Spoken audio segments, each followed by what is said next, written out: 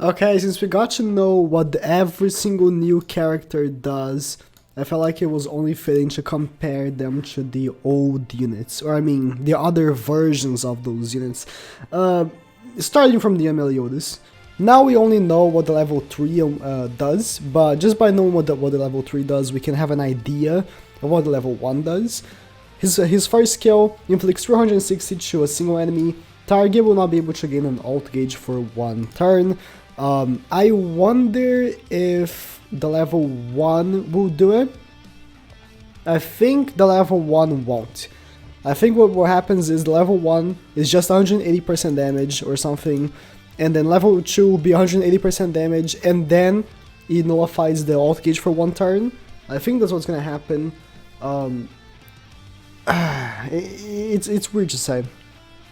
Then the other skill is 180 to all, infects them, which enables them from healing, which is okay. And then the ultimate is the regular ultimate that we see from the Meliodas, and then the fate, same fate as we see from the Meliodas. The passive. During your turn, if an enemy character dies, increases the Meliodas' ultimate gauge by the number of ultimate gauge the enemy had. This is interesting because in the live stream they did, they showed off Meliodas in PvP, and an allied had killed an enemy, and that enemy did not give the alt gauge to Meliodas. So I'm thinking Meliodas has to be the one killing. I can actually pull that up. Okay, so here's the JP live stream. Gopher right here, as you can see, has really low health. They're gonna kill Gopher. Let me put in extra speed right here. They're gonna kill Gopher, and I recall Meliodas did not gain the alt gauge. You can see Meliodas is 3 alt gauge right here. Pay attention. I mean, it's easy to follow. But Gopher dies. He had 4 alt gauge, and Meliodas did not get an alt gauge. He didn't. So the ability that works as he has to be the one killing. It doesn't work as, oh, if you kill someone, he gets the alt gauge, which is significantly weaker. You have to be the one killing them. Significantly weaker. But let's compare him now to the other Meliodas. So we should compare him technically to every Meliodas. So let's start here. I'm not even gonna consider these two. So Counter Meliodas.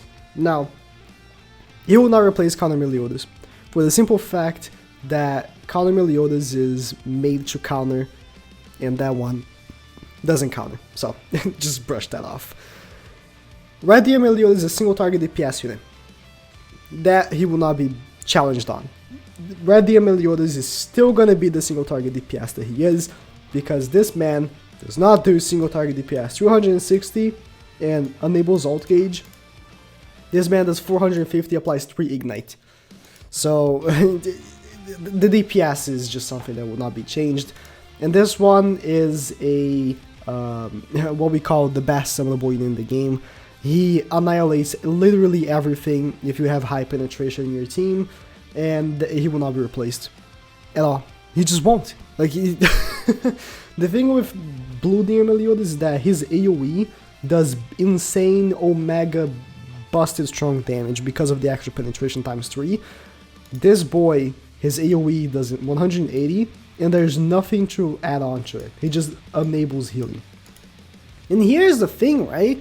Most healers cleanse. So, in fact, it doesn't work. If you're facing someone using Blue King, they're gonna cleanse and then heal. Lilia, they just use level 2, but it's just, you know. So Green DM Meliodas does not replace any other Meliodases. He just doesn't. Now moving on to Elizabeth. Elizabeth is another interesting character because she has a lot of options. Let's start with Red. Honestly, I'm gonna open everyone. Elizabeth has a lot of options. Red Elizabeth is one of the best SRs in the game just because of her passive. If allies receive damage this turn, at the start of the next turn, heal the respective allies for 10% of their max HP, which is such a busted ability. Now, actually, I forgot to read Elizabeth. Inflict 250 to all enemies. Restores HP to the ally with the lowest HP by 60% of the damage dealt. So she relies on doing damage. Her multiplier is okay. The thing is that because it's AoE, it counts for every damage. One of the reasons why I love Hauser on the Hell Merlin raid was because Hauser healed a lot because he does AoE damage, so every damage that he does to each individual enemy counts as HP to himself. So she will be healing a lot. Like, let's say you do a level 3, but the thing is, level 1 is gonna be probably 150% multiplier with no healing. Level 2 is probably going to be 150% multiplier with 30% healing or something. Maybe even 60. And they just increase the damage by level 3. But if you're doing a level 3, you're going to be almost fully healing a character. Because she's going to do a lot of damage being AoE and all. So that's a really good skill. Cleanse all debuffs of all allies, grants immunity to debuffs for all allies, and increases the defense related stats by 30%. It's not a healing ability, it's a buffing ability, and it's defense. Don't get me wrong, defense is important, but we've seen characters that Arthur, alright? He buffs every stat, so as a buffer, he's just better. He's not a healer, but he's, you know, this girl is a mega support. If she's in the field, she's healing and she's also buffing defense. The one thing I don't like is that she only heals one person, but you know what? I don't know. And then her ult is just like Green Elizabeth. She gets the ult gauge by 2 for all allies. Doesn't work as well as Green Elizabeth, I have to say, because Green Elizabeth, if I pull her up, the reason why her ult is so good is because she also starts with an extra 2 ult gauge, so you can get her ult turn 1, which is really good. And then her passive, every time an ally gets healed by Elizabeth, increases the recovery rate of all allies by 10%. That's interesting. So, if she uses her attack 10 times, everyone's gonna have 100%. This is good for long-lasting battles, but the thing with Grand Cross is that there's not that many. Like, maybe Hell Mode, yeah. Hell Mode Merlin, she's gonna be a beast! But here's the thing. Now that we're gonna talk about the other Elizabeths, I would argue this Elizabeth is a better unit for Hell Merlin. You're gonna have to sacrifice this unit for her. You can use this unit in the 4th slot and have her constantly heal all of your allies when they take damage, and she just doesn't have to be in there. You can have 3 DPS units in the front and have this Elizabeth just supporting them in the back. This girl doesn't support them in the back. She's gonna have to be in the front. You know, you're gonna have to change up your strategy if you're gonna use her. The fact that you have to take off this Elizabeth to put this one is just, you know. But comparing her to other Elizabeths, Green Elizabeth, as I said, the ultimate thing for her is that you can get her ult level, like turn 1, and give everyone of your team extra 2 ult gauge, which is so good. Healing, she actually heals, but she doesn't cleanse, which is interesting. Oh, she does cleanse. I mean, I'm getting her mixed up with someone else. Oh yeah, I mixed her up with Red. The Red one doesn't cleanse, but she does give the ult gauge. She's a healing unit, and she heals all allies. The one thing I don't like is that she only heals one person. If like, let's say all of your 3 units are low in health, she's only going to be healing one of them. So, you know, while these 2 Elizabeths, she heals everyone. I don't know. It's an interesting thing to think about. So, as a healer, I don't know if these 2 are going to be beaten. It's hard to say. And then Blue Elizabeth is she's not really that great. Like, she is a gimmicky unit. You use her for this. When she dies, she gives she fully heals everyone, removes all debuffs, and she also gives them 2 ult gauge. So you use her as fodder to die, pretty much.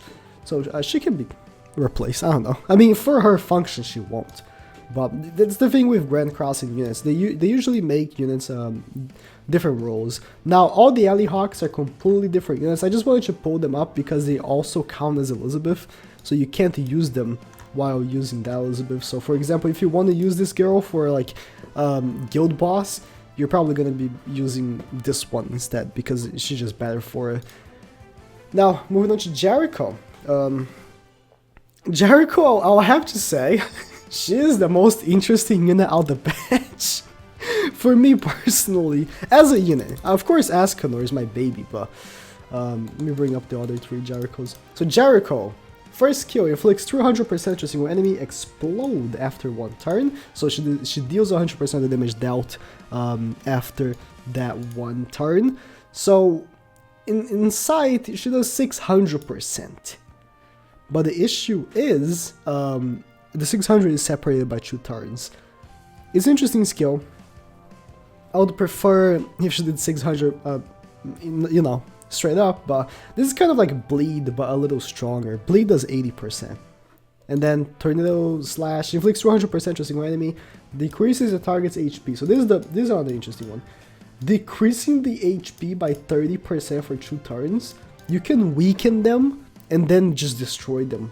Because not only you're doing 200%, but you're also decreasing the HP by 30%. This is every stat. This is HP, lifesteal, regeneration, and recovery. HP, you're pretty much cutting their health by 30%. Lots of bosses you cannot do that to, but, you know, I wonder what the level 1 and 2 are gonna do, because I don't recall another unit that does this. I think level 1 is going to do 10%, level 2 is going to do 20%, level 3 is going to do 30%, but we'll have to see. Her ult is the same one as the other Jerichos. Passive, whenever any allies crit the enemy when using skills, increase the crit rate of all allies by 5%. Again, if you are using like an AoE unit, because they attack so many times, especially Demon Meliodas, and they keep critting, your allies are going to have insane critical chance. This Jericho, she's interesting because the other Jerichos are not as good. Like, Elizabeth has such a good roster, Meliodas is such a good roster, Escanor, he has 1 character, but he's so good. Like Jericho, like Green Jericho, I've seen people use her on Crimson, I've seen people try to use her on PvP. She's alright. She does this, right? She does insane damage. She does triple the damage if the enemy is debuffed. But her, like, first 2 skills are, like, so weak. You're better off using someone else. And then she has, like, yeah, this is the thing. She has an awful penetration, which really matters. Like, it actually matters. And then she does bleed, as I said. Bleed is 80% instead of 100. The SSR one. You get increase the critical chance by 10% for each skill used. Having, was it 10%? She has like a really low crit chance to compensate for their passive. These 2 Jerichos, they won't really be replaced because they're pretty much fodder. They're used to increase the attack of speed and red by 10%. Speed and strength, I'm sorry. They're mostly just using the back. I personally use Blue Jericho in the back for my farming team because of Blue DM Meliodas. She applies cut and she heals, so she's different, I guess. She's an awful healer, by the way. Heal 10%, no, she's awful. This is pretty much what Red Elizabeth does, but as an existence, you know? So she's awful as a healer. And then this one is Burst. The other Jerichos aren't that great, but this one looks really interesting. Now, Big Daddy Escanor. The reason why I left him for the end was because he's the longest, because I really care about Escanor, alright? So, the Escanor that we have, I would argue, is the second best summonable unit in the game. The reason for it is because he is good for literally every activity in the game. He's not top tier for every activity in the game, but he's good, he functions for every activity in the game. As a new player, if you pull Green Escanor, you won't have to worry about leveling up other units for a little while, you know? That's how good he is. Does he get replaced by Red Escanor? No, he doesn't. Let me just tell you this straight up, he doesn't. And that's good. There are 2 different types of units. Now, first skill, Blazing Sun, inflicts Amplifying, increases damage by 30% for each buff, and then does 450 to a single enemy. This is the same skill that Gallant does. So we can already know the multipliers by just looking at Gallant. He will have an 880, 700, 270, and 450 multiplier as his multipliers for his skill. And Amplifying is an interesting thing because of his passive, and I'll get there. But his second skill is an AoE, inflicts 250 of all to all allies, to all enemies. Reduces their ult gauge by 3. So he's in ult removal, and we can actually know what his multipliers will be because Lilia has that. Inflicts 150 to all enemies. Inflicts 150 and reduces an ult gauge. Inflicts 250, reduces by 3. So this is Escanor's skill. If you've seen Lilia, you've seen his second skill. And then the ultimate is the same as the other one. The ultimate, he now has a fate, which is good. And the passive, when this unit joins the battle, increases the HP related stats of this unit by 50%. My Escanor has 120k HP? No, 110k HP, I think. So when he joins battle, so I'm assuming they'll have the same stats. Usually units have the same stats. Make an example. If I pull up Meliodas, both Red DM Meliodas and Blue DM Meliodas should have the same stats. Yeah, CP 3899, 3899, attack 550, they all have the same stats. Characters have the same stats.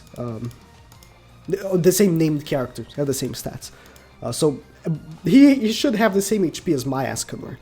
So he will start the battle at 175k HP, which is a lot for 3 turns.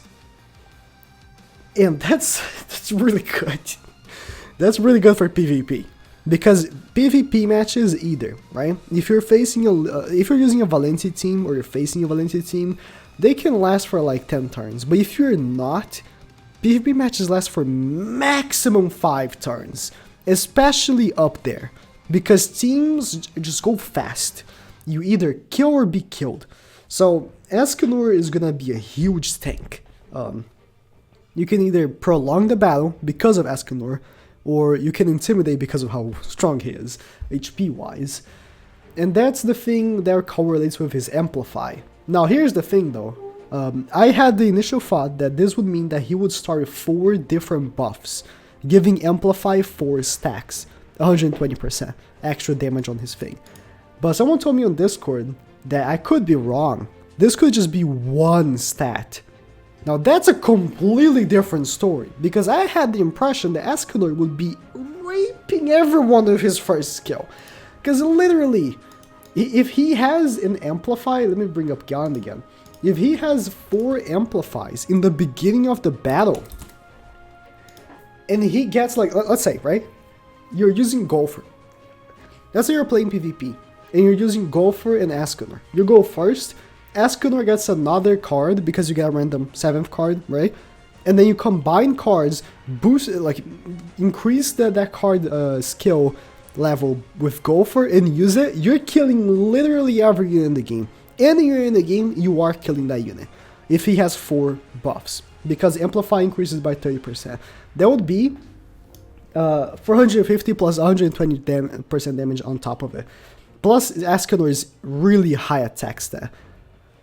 That would be way too much. And even if level 2 is 270%, so that would be so much damage. So now we are just waiting, because we have to know if he'll have 4 buffs in the beginning of the battle or just 1. Just 1 is still good. He'll still get extra 30. But there's a huge difference. I'm saying a humongous difference between him starting with 4 buffs and just 1. If he starts with just 1, I can confidently say he's not nearly as good as Green Escanor. Now, let me explain why. Green Escanor, he's gonna hit hard no matter what. He doesn't need any buffs. He's gonna hit hard.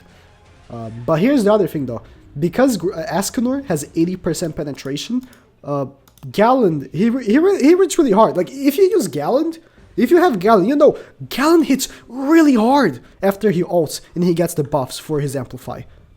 But he has only 30% penetration. Escanor has 80% penetration. It's so much... He has such a bigger D, is what I'm saying. He's gonna hit so hard if he has 4 buffs, and he's gonna be the hardest hitting in the game, and it's not even close. We need to see this. I need to. I'm shaking right now. I need to see this Escanor because I love Escanor. And that's pretty much it. He really needs that. I'm actually surprised. I was really hoping his AoE. I'll be honest. His AoE skill. It can be good because like PvP taking off alt gauge is really good. This guy seems like a monster in PvP. Like taking off alt gauge is really good. But he's red, and if you've seen PvP, you know Blue DM Meliodas exists, right? You're gonna get destroyed. Like no, he can have 170k HP. He's gonna get destroyed. Will he? He's not gonna get two-shotted, but still, we'll have to see. He's gonna be. He's a beast though. He's still a beast. Even if he's just one buff and he's only getting one amplify, he's still a beast. All right. Because you can give him other buffs with other characters if you want. Wish me luck. He's gonna be in the banner. I'm gonna get him with my 2 coins, my 5 coins, my 10 coins. I'm gonna get 2 coins for him.